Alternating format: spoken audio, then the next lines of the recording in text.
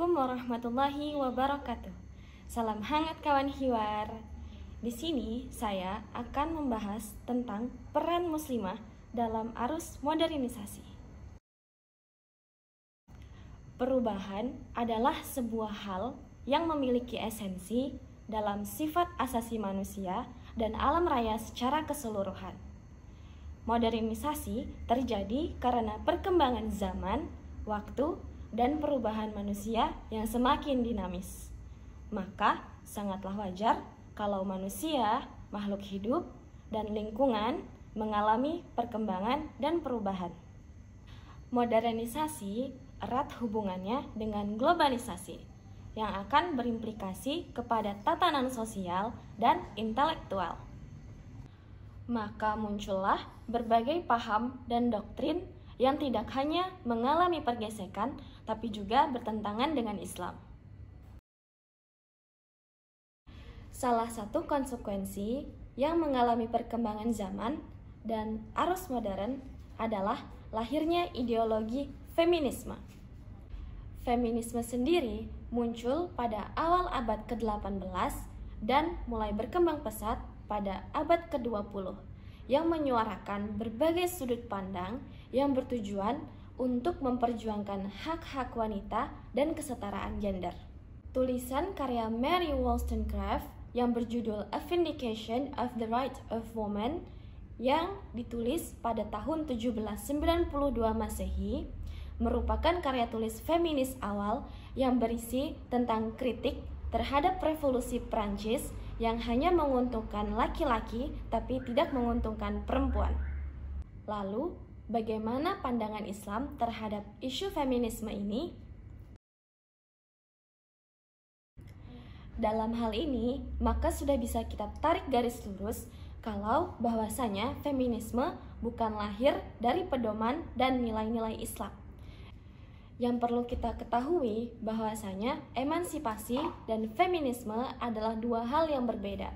Jikalau emansipasi adalah peran serta wanita dalam forum publik, maka feminisme lebih dari itu. Dan kalau feminisme disamaartikan dengan emansipasi, maka Islam tidak akan mempermasalahkan masalah tersebut karena ajaran Islam sama sekali tidak merendahkan martabat wanita dan tidak memenjarakan mereka dalam sel-sel di luar batas kemanusiaan. Tidak seperti Yunani yang membelenggu wanita, Islam memberi ruang sosial dan hak-hak yang layak bagi wanita. Tidak seperti Romawi yang menempatkan wanita sebagai barang, Al-Quran sebagai landasan berpikir dan bertindak dalam agama justru memuliakan dan melegitimasi eksistensi keberadaan wanita.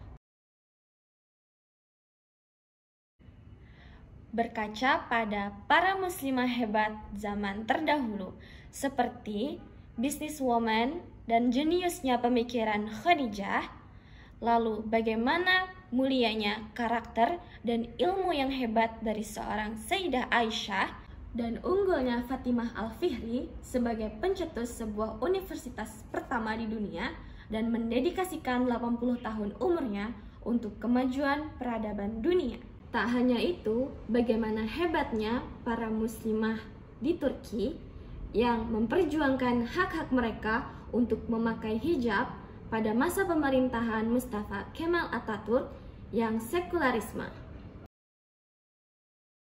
Perempuan benderang dengan Islam.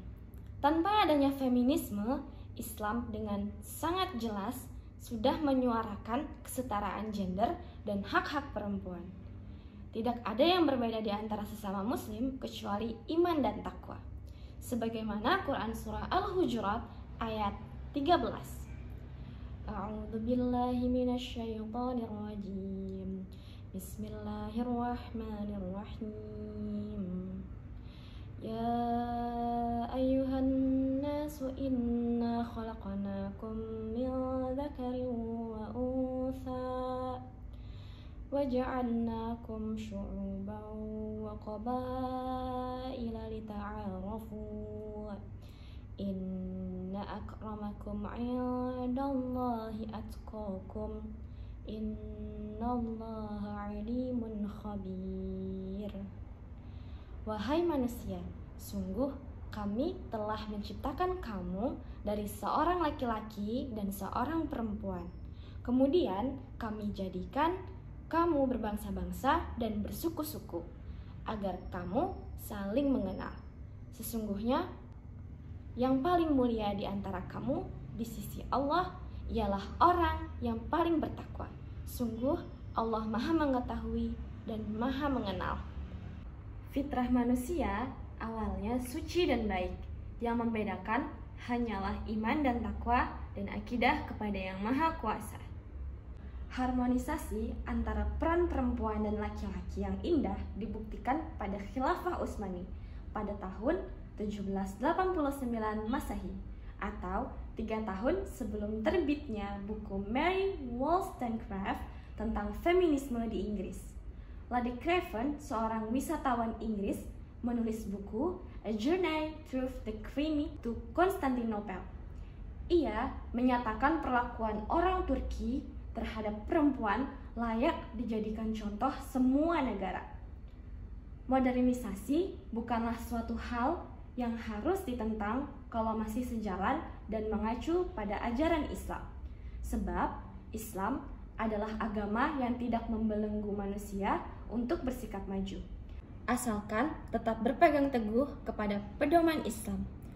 Begitu besar kasih sayang Allah Subhanahu wa Ta'ala, khususnya tertuang pada surah Maryam dan surah An-Nisa yang khusus membahas tentang perempuan. Maka karakter seorang muslimah di era modern haruslah memiliki pondasi yang kuat dan kokoh. Apalagi muslimah akan memberikan manfaat dan banyak ibrah kepada para pemegang estafet di masa depan. Karena dari rahim seorang muslimahlah lahir para pemegang estafet di masa depan tersebut. Dengan Islam, perempuan adalah sebaik-baik perempuan, dan dengan Islam, muslimah akan siap dan mampu untuk menghadapi arus modernisasi di bumi Sang Khalik. Terima kasih telah menonton video ini. Semoga apa yang saya sampaikan tadi dapat bermanfaat. Salam hangat kawan hiwar. Wassalamualaikum warahmatullahi wabarakatuh.